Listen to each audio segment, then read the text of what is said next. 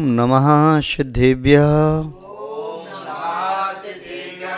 जय बोलिए त्रिकालवर्ती त्रैलोक पूज्य विश्वाराध्य पंच परमिष्टि भगवान की, अनंत सिद्ध परमिष्टि भगवान की, वर्तमान जिन शासन नायक श्री वर्धमान महावीर भगवान की, परम पूज्य आचार्य भगवान श्री समंत भद्र स्वामी मुनि महाराज की, परम पूज्य सिद्धांत चक्रवर्ती आचार्य गुरुदेव श्री विद्यानंद जी मुनि महाराज की, विश्व कल्याणकारक अहिंसा प्रधान श्रीमद विश्व धर्म की,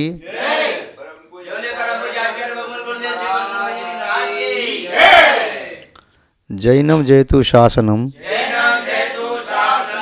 विश्व कल्याणकारकम। धर्म स्नेही सत श्रद्धालु यहाँ पर उपस्थित आप सभी भव्यवर पुंडरीक पुण्यात्मा महानुभाव, आचार्य भगवान समंत भद्र स्वामी द्वारा विरचित रत्न कंडक साबकाचार की वाचना में विगत दिवस देखा था कि संसारी प्राणी अपने जीवन में निरंतर बहने वाली पाप की नालियों को बंद कर दे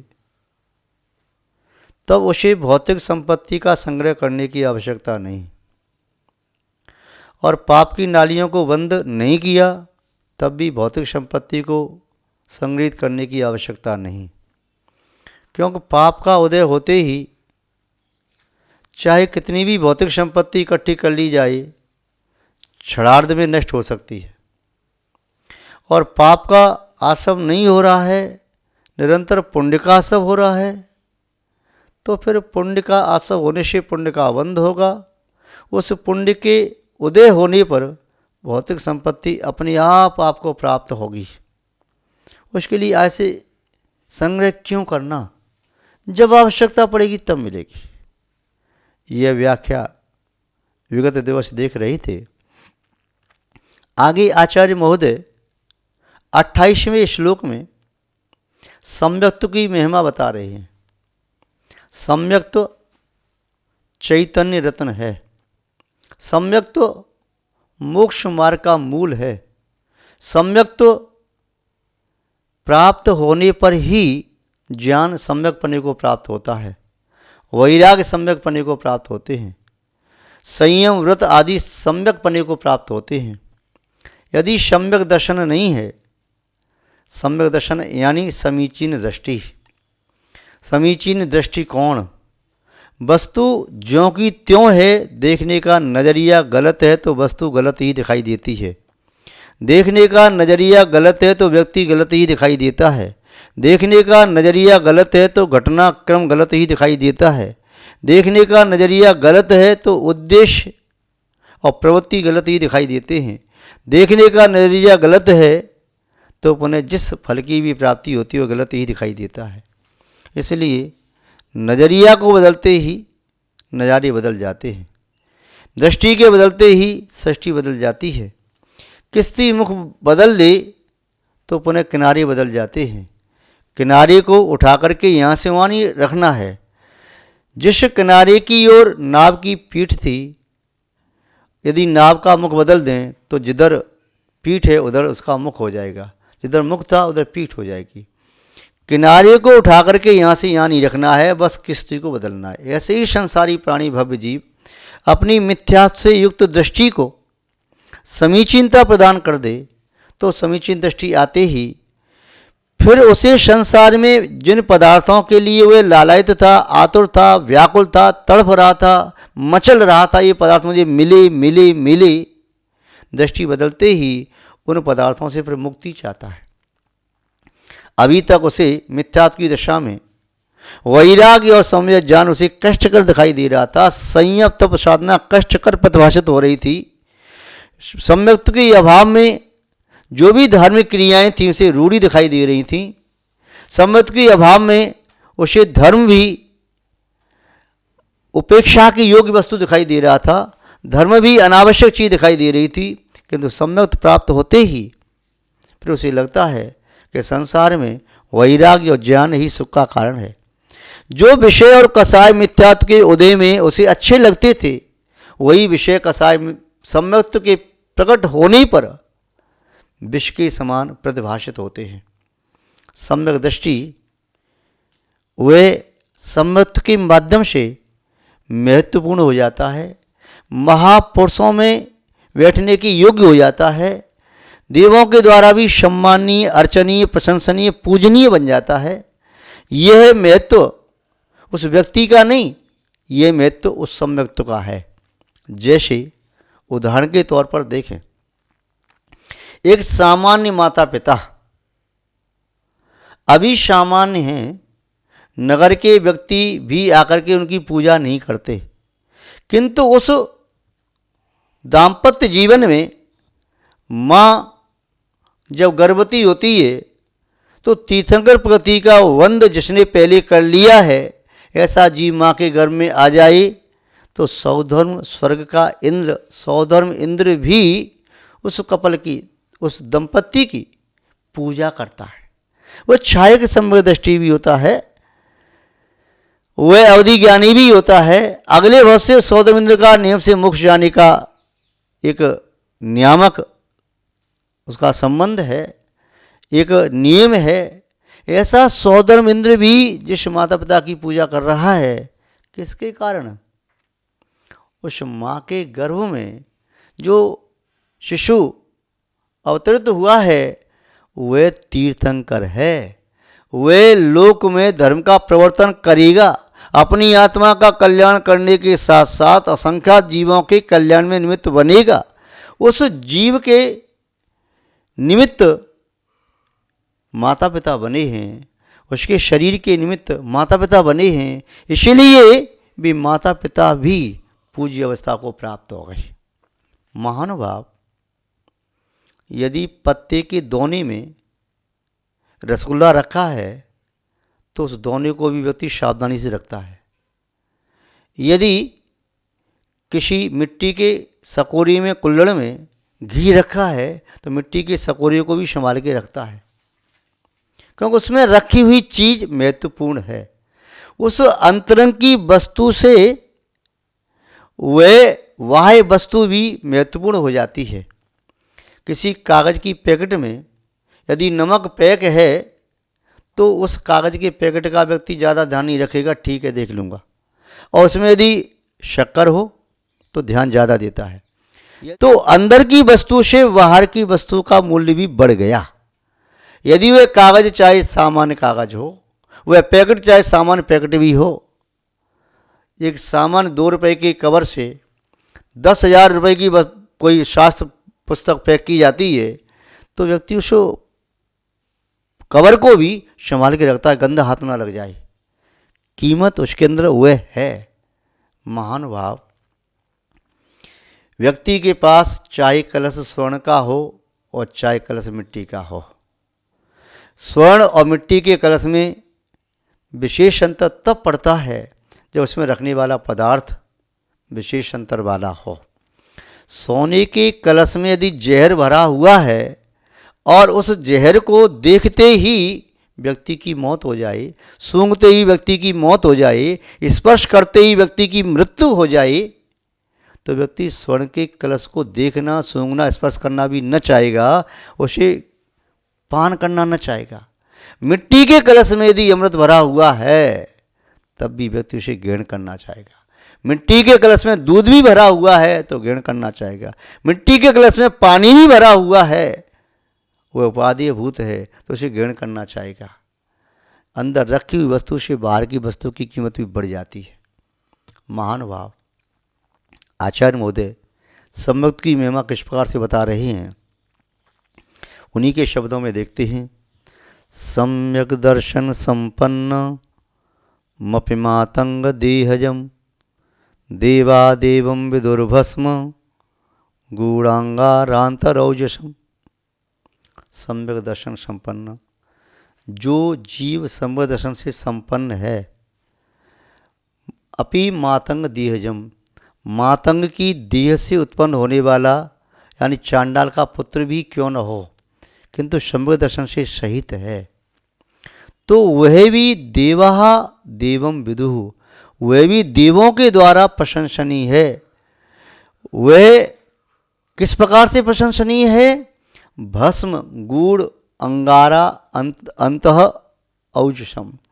जिस प्रकार अंगारे पर भस्म छा गई, उसमें अग्नि की चिंगारी है, अग्नि की चिंगारी में जो दीप्ति और कांति विद्यमान है, बाहर से भले ही भस्म हो कोई फर्क नहीं पड़ता, किंतु छोटी सी चिंगारी भी पूरे जंगल को जलाने में समर्थ होती है। ऐसे ही भली मातंग का पुत्र है, चांडाल का पुत्र है, उस पुत्र के चित्त में आत्मा में शंभु दर्शन है तो वह भी सम्मानी प्रशंसनीय हो गया। और यदि राजकुल में पैदा हुआ पुत्र है, मिथ्या दृष्टि ये विष्णु में आसक्त है, तो वह अपने कुल के व्यक्तियों के द्वारा भी सम्मान को प्राप्त नहीं कर पाता। तो पूज्यता का कारण है उसके अंदर का वह विशिष्ट रत्न, विशेषता, वह विशेषता है तो उसका सम्मान है। मिट्टी का एक टीला बना हुआ था, किसी ने पूछा इसकी क्या कीमत है? बोले इसकी क्या कीमत होगी, ज़्यादा से ज़्यादा 10,000 रुपया। दूसरा पत्थर का टीला सा बना था, इसकी क्या कीमत है? बोले 50,000 रुपया। एक अच्छे पत्थर का टीला बना, बोले इसकी, बोले 1 लाख रुपया।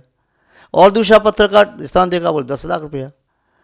अब एक जगह मिट्टी का छोटा टीला बना हुआ था, उसमें छेद सा हो रहा था, पूछा इसकी क्या कीमत है? बोले वैसे तो ज़्यादा नहीं, मिट्टी के तो हज़ारों में भी नहीं, सैकड़ों में मान के चलो। अच्छा, किंतु इसकी कीमत लोग कहते हैं करोड़ों से भी ज़्यादा है। क्यों? ये तो सामान्य सी गंदी सी मिट्टी पड़ी है और इसकी कीमत सैकड़ों की सामान होना चाहिए, पर करोड़ों से ज़्यादा कह रहे हैं आप, क्या बात है? इस मिट्टी के अंदर हीरे के छोटे छोटे कण पड़े हुए हैं। यदि मिट्टी को पानी डाल करके धो करके साफ कर लिया जाए या बालू को छान लिया जाए तो इसमें हीरे के कण निकल के आ जाएंगे। तो हीरे के कण होने के कारण वह मिट्टी भी मूल्यवान हो गई, जो अन्य प्रकार का पत्थर है उससे ज़्यादा मूल्य इस मिट्टी का हो गया। ऐसे ही भले ही देह चांडाल की है, पर चांडाल की देह में भी एक ऐसी आत्मा वास कर रही है जिस आत्मा में सम्यक तो प्रकट हो गया है, और सम्यक के साथ उसका अविनाभावी सम्यक ज्ञान भी प्रकट हो गया है। और सम्यक दर्शन सम्यक ज्ञान को प्राप्त करके वह मातंग, वह देश संयम को प्राप्त करता है। उसके उपरांत वह साधना करता हुआ स्वर्ग आदि के सुख को प्राप्त करता है। वह जब प्राप्त करेगा स्वर्ग आदि के सुख, उसके पूर्व वह मातंग भी सम्यक्त और व्रत के माध्यम से देवों के द्वारा पूज्यता को प्राप्त करता है। अहिंसा अणुव्रत में प्रसिद्ध मातंग की कहानी तो आपने सुनी ही होगी। वह चांडाल जिसने चतुर्दशी के दिन मैं जीव हिंसा नहीं करूंगा संकल्प पूर्वक त्याग करता है, राजा के पुत्र को फांसी देने का अवसर प्राप्त होता है, तभी चांडाल मना कर देता है कि मैं फांसी नहीं लगाऊंगा। उसकी पत्नी लोभ में आकर के राजकीय कर्मचारियों को इशारे से बता देती है, मुख से मना करती है कि मेरे पति घर नहीं है, बाहर गए हैं। जब राज कर्मचारी कहते हैं कितना वह हतभागी है, आए तो राजपुत्र को फांसी लगनी थी, इतने आभूषण वस्त्र से अच्छे अच्छे मिलते। तो उसकी चांडाल की पत्नी चांडाल थी, उसके मन में लोभ आता है। उसने कर्मचारियों को मुँह से कहा कि नहीं है वे बाहर गए हैं, कहीं बाहर गए हैं, और उंगली के इशारे से कह दिया अंदर बैठे हैं। कर्मचारी से पकड़ के ले गए, राजा के सामने खड़ा किया। राजा ने कहा इसे फांसी देना है। नहीं महाराज, आज क्षमा करवा नहीं दूंगा, मेरा व्रत है, अहिंसा व्रत है, मैं तोड़ नहीं सकता। क्या चांडालों के व्रत होते हैं? महाराज मुनि महाराज ने उपदेश दिया था, मैंने व्रत लिया है। उन्होंने कहा तुम व्रत का पालन कर सकते हो। व्रत पालन करने के लिए ये आवश्यक नहीं है कि शरीर चांडाल का है, कि शरीर ब्राह्मण कुल में पैदा हुआ है, कि शरीर वैश्य कुल में पैदा हुआ है, कि क्षत्रिय कुल में पैदा हुआ है। धर्म के प्रति आस्था तो किसी की हो सकती है, परमात्मा से नाता तो कोई भी जोड़ सकता है। चित्त की विशुद्धि बढ़ना चाहिए। मन शुद्ध है तो परमात्मा की भक्ति सच्ची हो सकती है, और मन अशुद्ध है तो परमात्मा की कितनी बड़ी बड़ी मूर्ति बनाओ, कितने बड़े बड़े मंदिर बनाओ, उन मंदिरों की मूर्ति बनाने से पुण्य तो मिलेगा, किंतु परमात्मा से साक्षात संबंध नहीं बनेगा। वह बनता है श्रद्धा के माध्यम से, आस्था के माध्यम से। तो महानुभाव, आज का ज़माना ऐसा है, लोग अच्छी पैकिंग करना चाहते हैं, पैकिंग अच्छी हो, और अधिकांश लोग पैकिंग पर रीझ जाते हैं। पैकिंग अच्छी है, माल चाहे कितना घटिया हो, वे ठगे जाते हैं। कुछ लोग ऐसे होते हैं जो पैकिंग भी अच्छी मांगते हैं और माल भी अच्छा मांगते हैं, टेस्ट करते हैं। जैसे कोई व्यक्ति शक्कर लेने गया तो बोरा में वह लगा करके उसे क्या बोलते हैं उसको, चुंगी परखी से परख लेते हैं, या गेहूँ है, चना है, सरसों है, लगा करके बोरी में निकाल लिया कैसा माल है तो उसको लेते हैं। तो बाहर का बोरा कैसा है वो भी ठीक है, सड़ा नहीं है, अंदर का माल भी ठीक है। तो कुछ व्यक्ति ऐसे होते हैं जो पैकिंग भी अच्छी चाहते हैं और माल भी अच्छा चाहते हैं। कुछ व्यक्ति ऐसे ही हैं, पैकिंग खराब हो चलेगी किंतु माल अच्छा होना चाहिए। कुछ व्यक्ति ऐसे होते हैं, पैकिंग भी खराब चलेगी, माल भी खराब चलेगा, सस्ता चाहिए मुझे। तो 4 प्रकार के व्यक्ति हैं। जो व्यक्ति पैकिंग भी अच्छी मांगता है, माल भी अच्छा मांगता है, वह उच्च कुलीन धर्मात्मा है, जो परमात्मा की भक्ति में हरने संलग्न रहता है, परमात्मा के प्रति विश्वास रखता है, प्रातःकाल ब्रह्म मुहूर्त में ब्रह्म स्वरूपी आत्मा का ध्यान करता है, परमात्मा का भजन कीर्तन स्तुति भक्ति करता है। वह बाहर की पैकिंग भी अच्छी, अंदर का माल भी अच्छा। एक ऐसा है बाहर की पैकिंग अच्छी है, माल खराब है, उच्च कुलीन तो है किंतु पापों में संलग्न है। बाहर का शरीर अच्छा है, पैकिंग बहुत अच्छी है, माल खराब है। तीसरा है पैकिंग खराब है, माल अच्छा है, वह कोई निम्न कुल में उत्पन्न हुआ, चांडाल आदि का पुत्र है, शरीर भले ही कैसा है, रोगी है, गलित कुष्ठ है, सड़ा गला कैसा भी है, किंतु धर्म के प्रति बड़ी आस्था है, वह सेवा करता है, उपकार करता है, धर्म में लगा रहता है, प्राणी मात्र के प्रति करुणा दया का भाव है, तो उसका पैकिंग खराब है, माल अच्छा है। और एक ऐसा है पैकिंग भी खराब, माल भी खराब, वह नीच कुल में पैदा हुआ और पाप कर रहा है, पापों में संलग्न है, अभक्ष पदार्थ का सेवन करता है, अंडा खाता है, मांस खाता है, शराब पीता है, गंदे गंदे कार्य करता है, उसका शरीर भी गंदा, उसकी आत्मा भी गंदी, पैकिंग भी गलत और माल भी गलत। तो महानुभाव ये 4 प्रकार के व्यक्ति होते हैं। तो शंभुदृष्टि व्यक्ति उस तरह से है कि अमृत भरा हुआ है, चाहे वह शरीर रूपी कलश मिट्टी का हो या सोने का, कैसा भी हो, किंतु अंदर अमृत होना चाहिए। सम्यक तो अमृत की तरह से है, जो आत्मा को अमरत्व, अजरत्व एवं शाश्वत दशा देने वाला होता है, वह सम्यक तो आपकी आत्मा में भी प्रकट होना चाहिए। उस सम्मत के माध्यम से आप अपनी आत्मा का कल्याण कर सकें। इन्हीं सद्भावनाओं के साथ हम अपनी शब्द श्रृंखला को विराम देते हैं। जय बोलिए श्री शांतनाथ भगवान की, परम पूज्य आचार्य गुरुदेव श्री विद्यानंद जी महाराज की, अहिंसामय विश्व धर्म की।